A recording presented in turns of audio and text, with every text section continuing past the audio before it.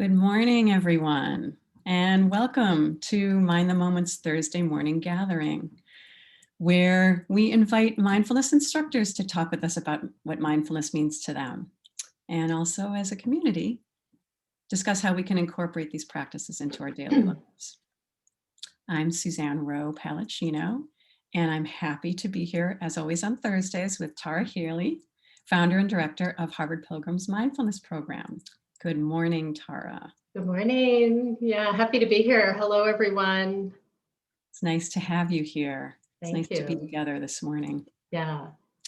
So today we'll start with a question for the group. Then Tara will lead us in a guided meditation. Yep. After that, we'll have some time for questions and answers. So if you could go ahead and open up the chat at the bottom of your screen as we begin. And if you're interested in seeing all the comments from all of the attendees, you can just click panelists and attendees and all attendees. So you can see everybody's comments. So on that point, let us begin. So Tara, we were talking about a couple of things this morning, but you mentioned you might have a question for the group. So Yes.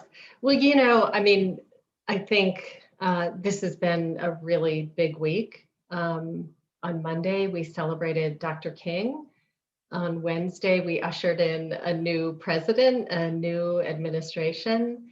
And I wanted to just simply see, based on kind of the events of this week, how does all of this leave you feeling right now?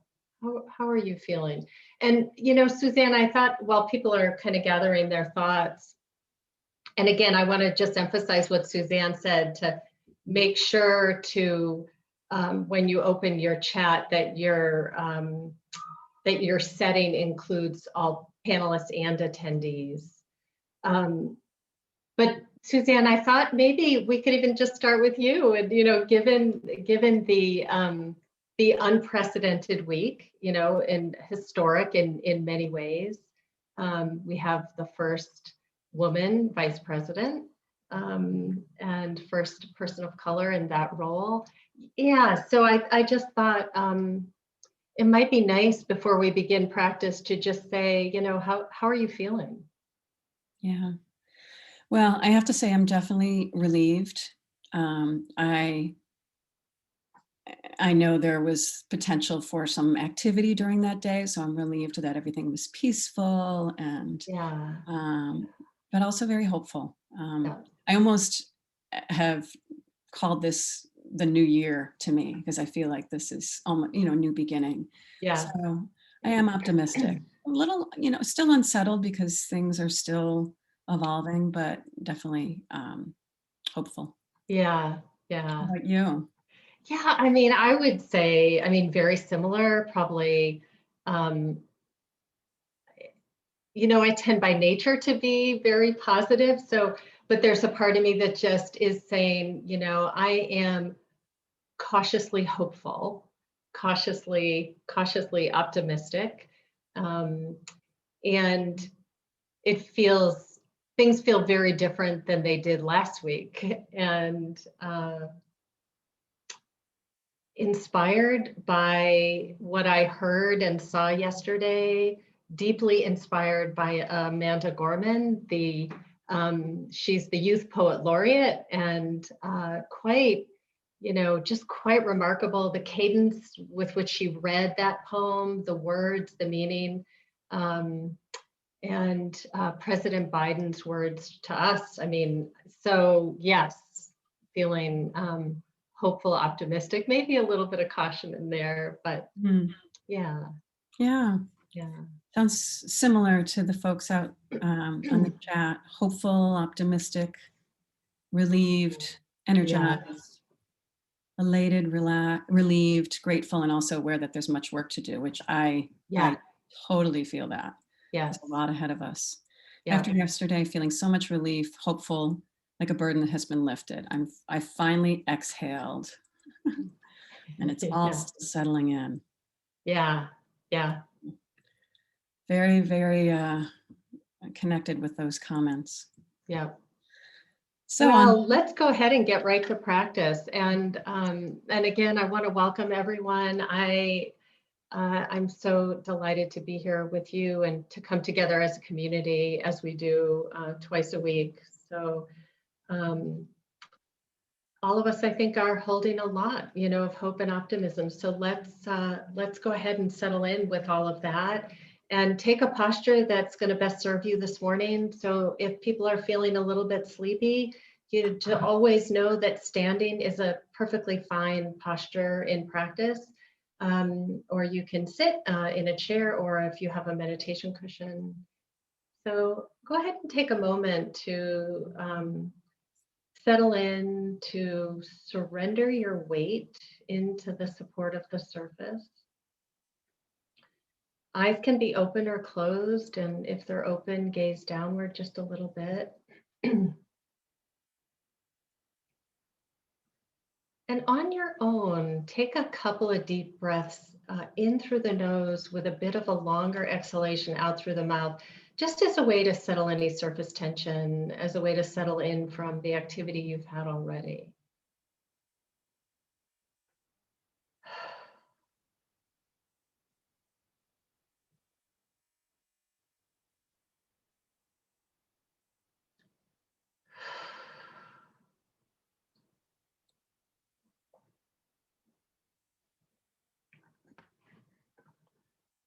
And holding yourself upright so that the spine is straight but not stiff.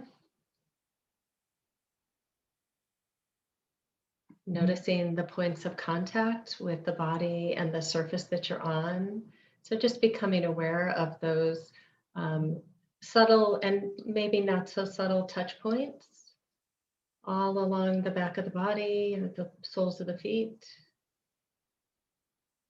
Maybe your hands resting in your lap and just noticing those various touch points. Perhaps even aware of the clothes against the skin.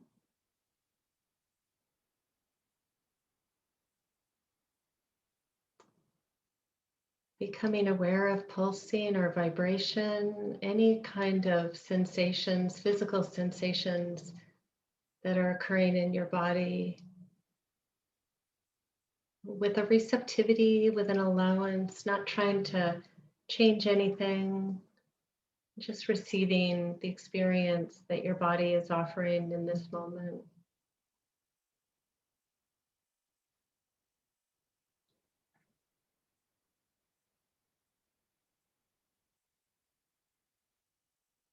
And for a moment, becoming aware of sound in the room that you're in, or perhaps outside of the room. Without labeling what's making it, but just simply hearing, receiving sound.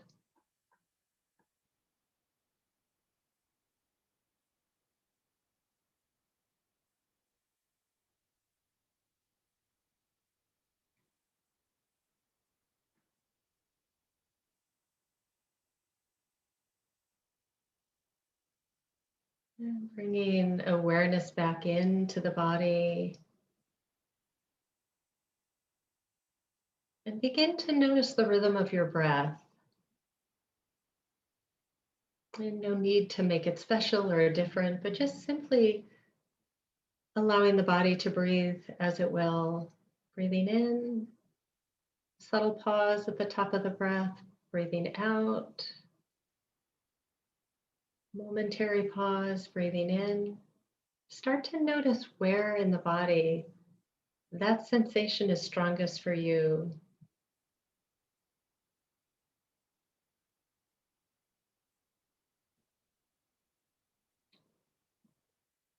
And it could be the belly, kind of abdomen, chest, nostrils, or just an overall sense of the whole body breathing in, whole body breathing out. And tracking those sensations, letting your attention ride the in-breath, ride the out-breath. Thoughts will come and go as soon as you notice. Just simply label thinking, soften the body, and return to tracking the in-breath and the out-breath. Allow those sensations to serve as an anchor for the wandering mind. No need to try to stop thought. Simply notice when you're in it that you're not going to continue on that train of thought. You're going to get off and reconnect with the breath.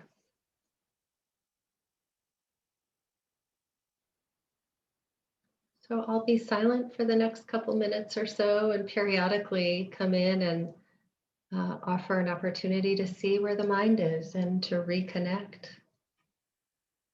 You are doing it correctly.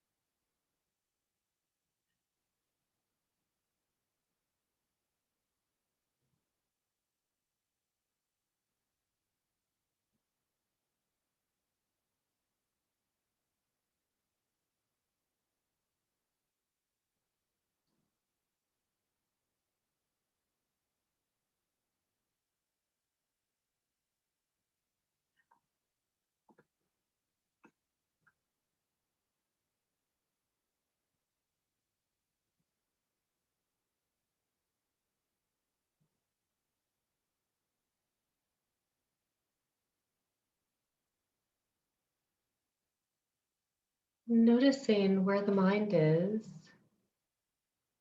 releasing thought, softening the body, simply returning to the breath over and over again.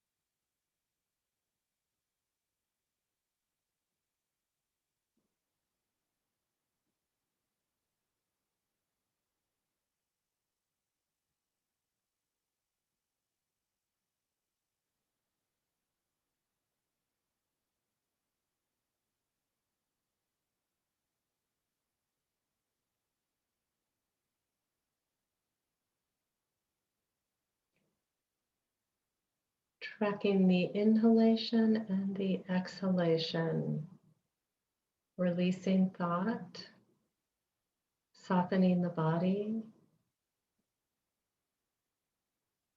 and returning to breath sensation, tracking in and tracking out.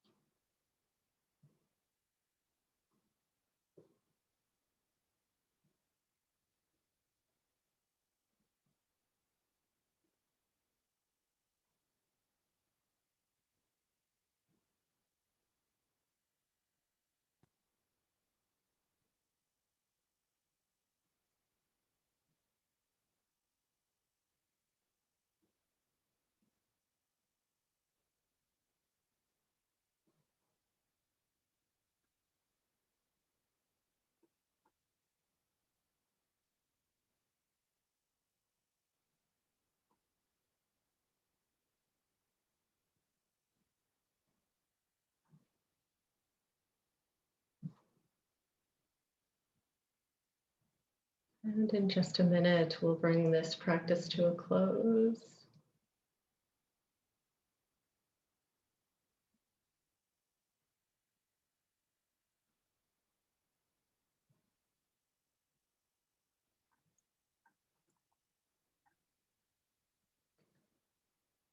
And as we bring the practice to a close, may we be peaceful and at ease. May our heart be soft and open. May we be safe and protected, and our bodies healthy and strong. And may all beings known and unknown to us be peaceful and at ease. May their hearts be soft and open. May they be safe and protected, and their bodies healthy and strong. And may any benefit or merit from our practice be for the benefit of all beings everywhere. And as you feel ready, if your eyes were closed, you can slowly open the eyes. If they were open, re-engaging with each other.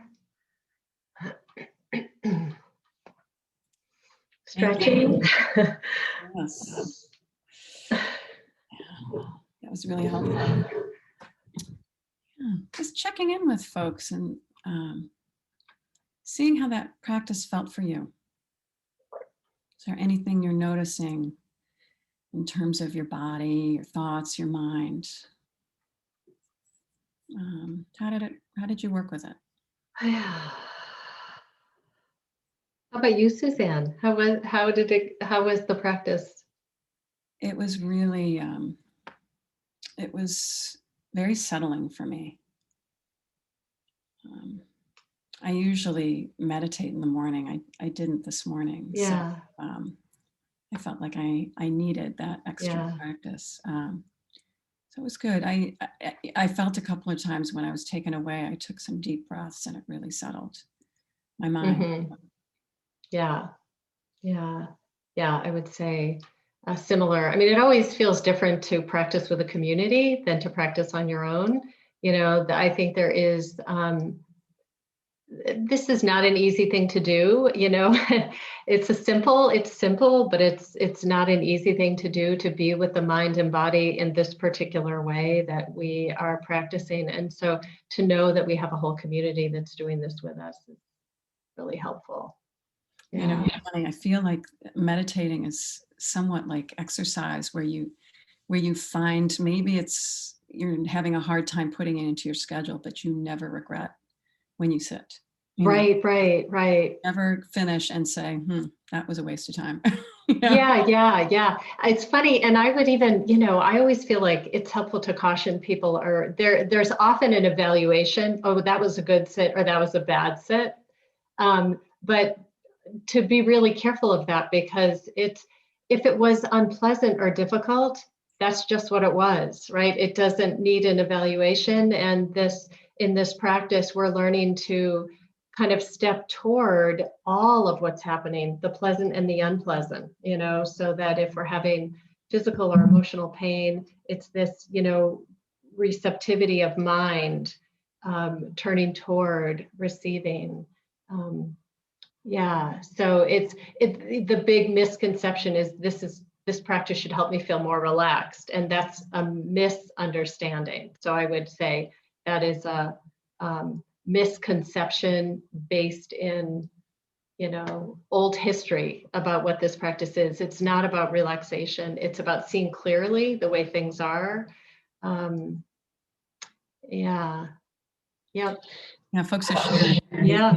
more grounded now. Someone said, I found my mind wandering as usual, but my thoughts were not negative. Yep. And someone else shared, it's hard, but the feeling at the end makes it worth it. Yeah. That's definitely part of it, that some practices are easy and some practices are challenging and hard, but it's all how we relate to it. We're learning to relate with more spaciousness and openness to whatever is happening, and not trying to create something special. Yeah, and it brings to mind a question that came to me earlier with all the change that's going on, what you spoke about earlier in our session, how we work with restlessness or discomfort we experience just in meditating or in daily life. Yeah. I think, so I would say, let's look at restlessness and discomfort in meditation, which is common. I have had my share of restlessness, discomfort, physical body pain. I have so had my share of that. And, it's taken a while, but really practicing with the idea of being with it. So let's just take unsettledness and, just sitting to meditate, but feeling you want to move your body, anything but wanting to feel still. And it's such a good opportunity to up the curiosity about that and be like, the thoughts that we're having often generate what's going on physically. And sometimes just the opposite happens as well. It's the body that then creates some stories. But the idea is that once we see that we're caught in something, it's now, as I might say, the culprit has been seen. So we can drop the narrative and just ask, what's physically going on? Can I just be with this and let it do its thing? Because one of the things in this practice that I think is so important is that every thought, emotion, and body sensation will kind of have a birth within us. It will do its thing. It will have a life, and it will move. So with something even as simple as an itch, whether or not we scratch it, or it's going to go away. Muscle cramp, whether or not we need it out, it's going to go away. Mm-hmm. And it's a really interesting practice to. So as a runner, I sometimes get cramps in my feet, in the bottom of my feet. And I notice it when I'm sitting, not all the time, but I've had periods where I'll get a lot of that cramping. And instead of immediately moving for comfort, because that's typically, a natural reaction, what if I just bring my attention, so if you're meditating, you just, and you're called by something, you let go of your primary object. If it's breath, you immediately let it go. You don't try to tug yourself back. You're being called by a sound or a physical sensation. So I would just go to that cramp and then be like, what is happening? Like a scientist and a subject, what's the physical expression of that?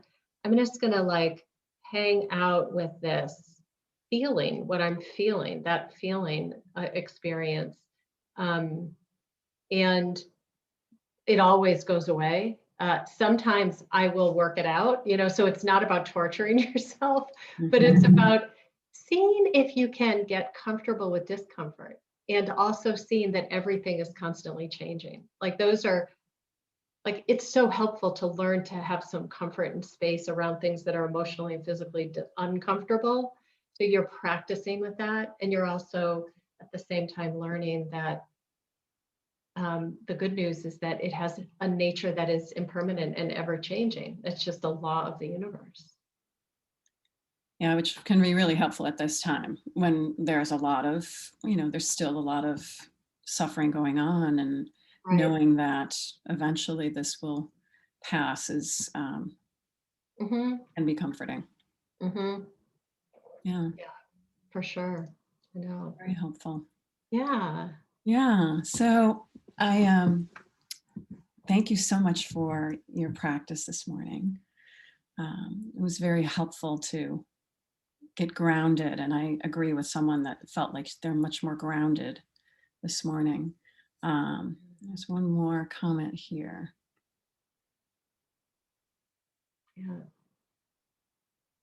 Yeah, by the end, I found myself in a semi-sleep state, but still really lucid and aware of what was going on internally.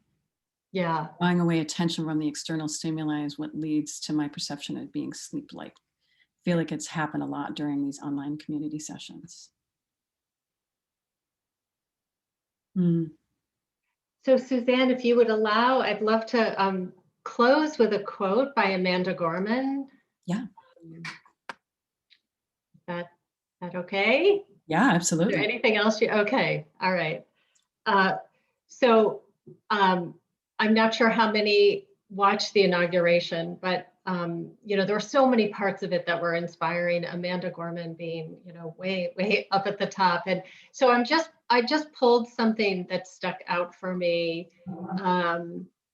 She says, and so we lift our gaze not to what stands between us, but what stands before us. We close the divide because we know to put our future first, we must first put our differences aside. And so, on that note, I want to thank everybody for joining us this morning. A pleasure to be with you every Thursday. And next Thursday, I'm thinking of doing a guided practice that's called Just Like Me.